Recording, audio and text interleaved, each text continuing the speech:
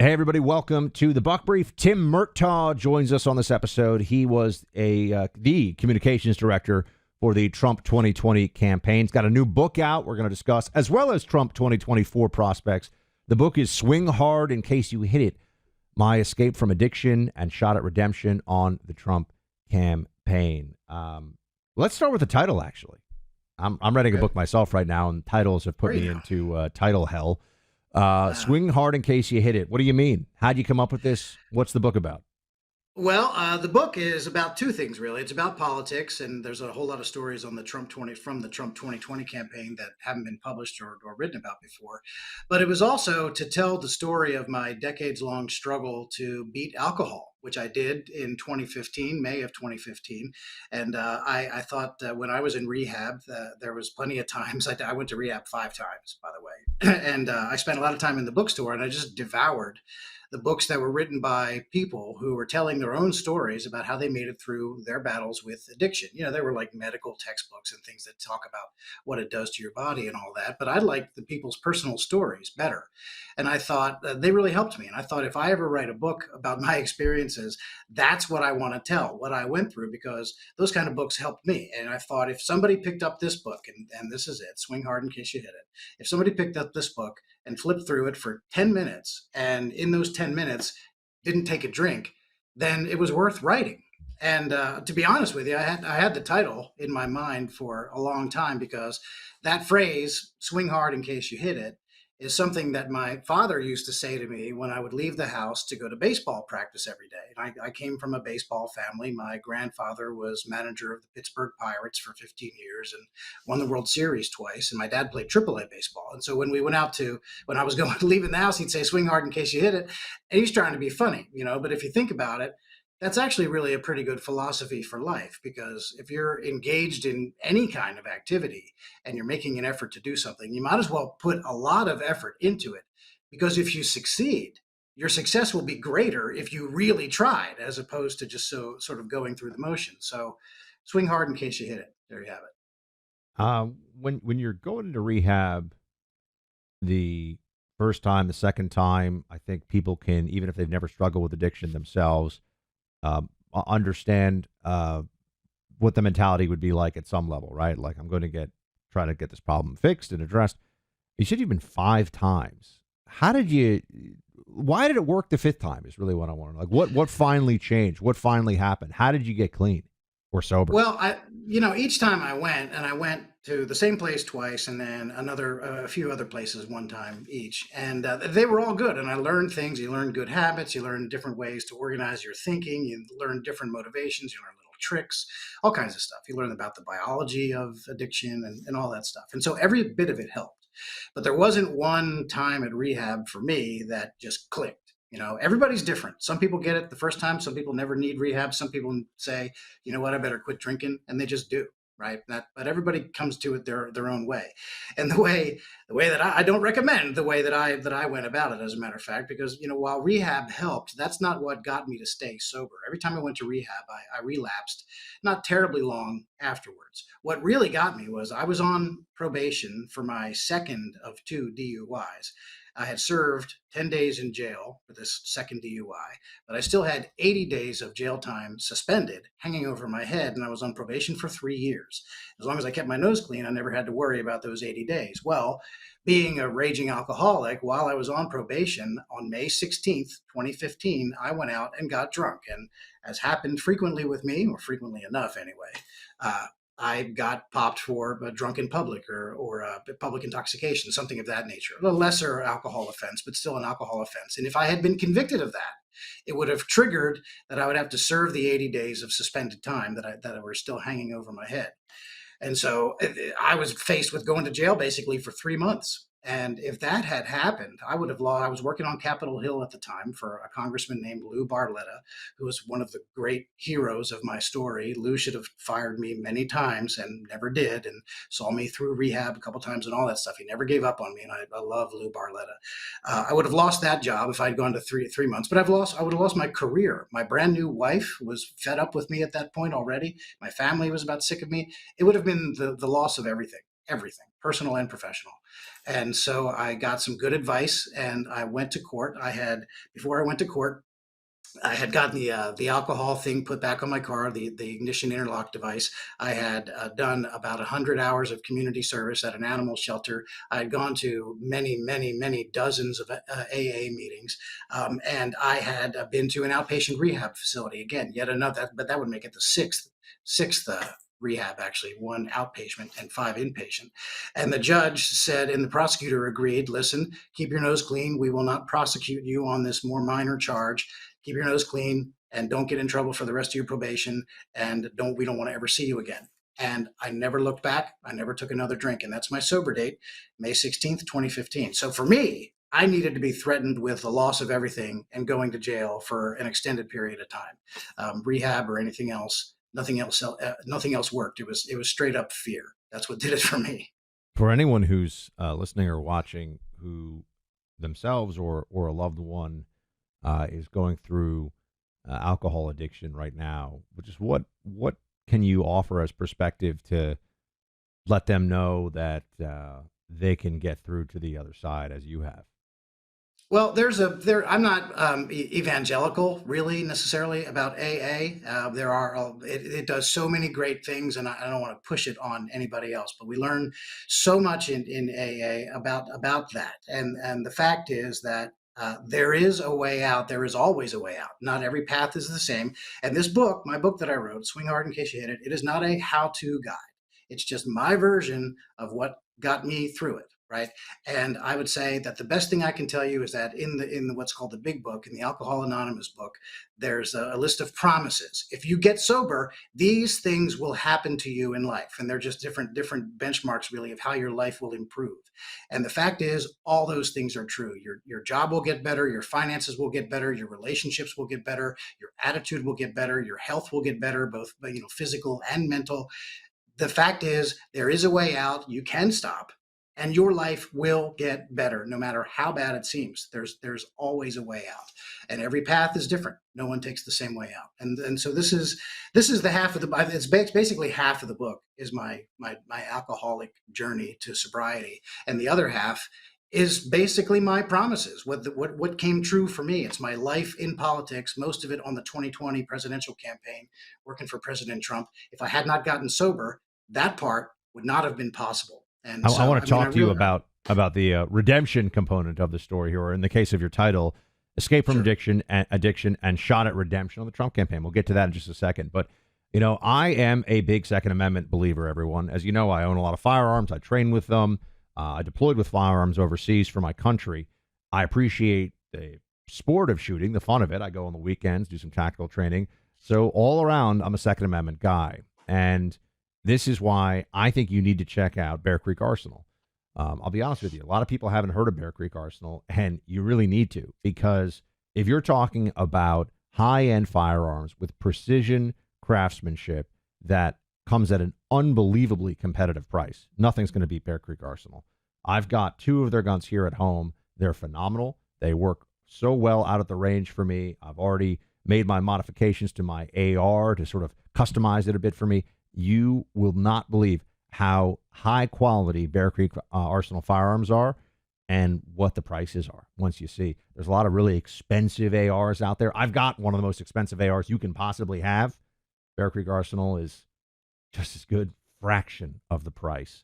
They offer a wide range of premium calibers and all kinds of great gear too. Go check out bearcreekarsenal.com/buck.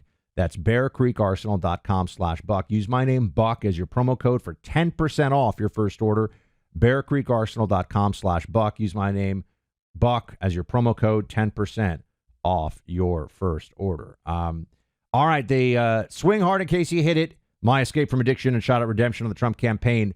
Part 2 of this interview, which focuses on the Trump campaign. Tim, You had a shot at redemption. How did it go? What did you learn? And we'll talk about where we think it's going for 2024. Well, I got to tell you, the whole thing was really eye-opening. I started on the Trump campaign, the 2020 campaign, in February of 2019. So I lasted beyond. I don't know if you know this. It was covered pretty extensively in the news. The campaign really didn't end on election day 2020. It went beyond. So I actually worked on the campaign for 24 months, 2 full years.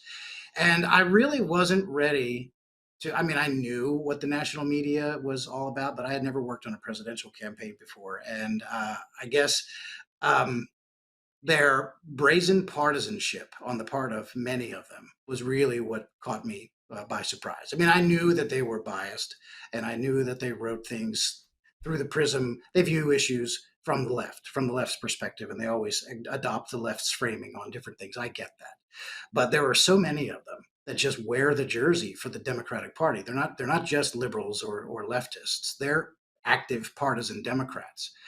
And I guess I just wasn't ready for how viciously opposed and how angry President Trump made them. And so every day it was just an uphill slog fighting against the great torrent of negative press. I mean, I bet you our negative press total was, I bet you 90% of the stories were negative. And I think I know that a lot of reporters, when they heard I was writing a book about something that's half about my experiences on the Trump campaign, they thought, oh, here comes another one.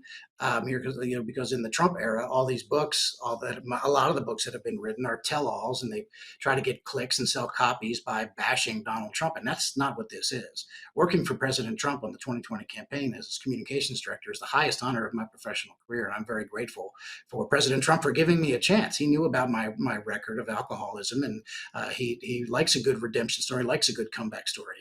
And so, I mean, into that, I guess the first eye-opening thing was really just how the media wanted to be active participants and take sides. And that's what we did. And that's what I say this to my friends jokingly all the time. I don't know how Republicans ever get elected to anything, anywhere with the media like it is. I mean, the way you guys are, I know a lot of people turn to folks like you just for some honesty and some truth from time to time, because they're sure not getting it from the mainstream. I appreciate that. I mean, in terms of platforms, as you well know, we're outnumbered 10-1, just bodies in left-wing newsrooms and on TV channels and all the rest of it to what we have. It's probably more than 10-1, really. And it is remarkable. I think that we just should assume that there's a several point advantage baked into every national election because of the slant of the media, right? I mean, if there was any attempt at honest coverage, Republicans would have a much easier time. But in terms of the what I would call the election machinery, the apparatus of the election, there were a lot of, let's just say, and we don't want to get kicked off of YouTube for the fourth time here. So let's just say that there were concerns over how some things went in 2020. Again, because we don't want to get kicked off again from the platform entirely. Let's assume that we're just looking at 2024. With what you learned from being on that 2020 campaign, what has to happen this time for Trump to end up in the Oval Office in January of 25? Okay, well, without delving into any of those things, they're in the category of stuff that YouTube doesn't like to have on the platform. I read you. I understand what you're saying. I think there needs to be, and I understand the way the Republican base, the Trump base, I guess you would call it, the way our voters look at the world, and they don't trust the electoral system, and I get that. And a lot of them in states where things like universal mail-in voting is permitted, like let's say Pennsylvania, the law is now that you can vote by mail for no excuse mail-in voting. A lot of our voters are still very skeptical of it, and they won't participate in things like that. And early voting, a lot of people say, "Oh, I like to vote on election day," and that's fine. But I think we're in places where early voting is permitted, where universal mail is permitted, where ballot harvesting, it's another thing that our people really hate. And I agree, it is a ripe area for fraud. Ballot harvesting there's no controls over who's gathering these ballots and what they're doing with them. I get it. But where it's legal, our people have to be able to take advantage of what the opportunities are under the law, because the Democrats are doing it. They are going to do it. And we can't just forfeit part of the battlefield because we are ethically opposed to some form of voting that is legal in that particular state. You've got to do it if it's legal, because the other side's going to. And I think that's, I know we're going to have our lawyers and they're going to be looking out and fighting back on every time. The Democrats are always in court trying to loosen controls and loosen safety measures, loosen security of elections. That's what this guy, Mark Elias, that's what he does for a living. He's gotten very rich undercutting election security.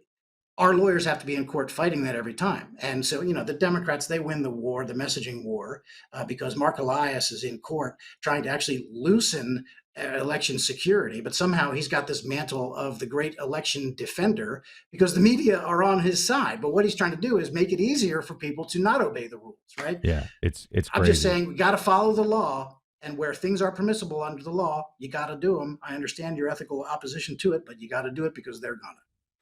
Tim Murtaugh, swing hard in case you hit it. Tim, give me 1 second. We'll have a closing thought for you here. But who is there for the heroes or the families that are left behind when a service member, for our heroes rather, or their families, when a service member is left behind or a first responder dies or severely injured in the line of duty? Who helps our country's homeless veterans? And who helps our nation to never forget 9/11? Let me tell you, the Tunnel to Towers Foundation. The foundation's Gold Star, Fallen First Responder, and Smart Home and Homeless Veteran programs comprise their In the Line of Duty programs, all dedicated to honoring our nation's heroes and their families. The foundation's Never Forget programs engage people in 9/11 remembrance across America in so many ways. Over 80 runs, walks, and climbs a year, dozens of golf outings, and the Tunnel to Towers 9/11 Institute is educating kids in K through 12th grade to help our nation's vow to never forget. 95 cents of every dollar you donate goes to Tunnel to Towers programs.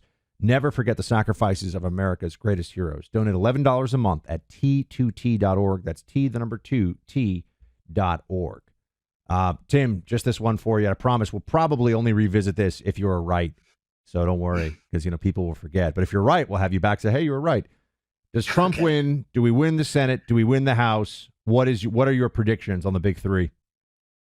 Listen, I think if the let me answer though, this is going to be kind of a cop out. If the election were today, Trump wins, and I think we increase the majority in the House, and I think we take control of the Senate.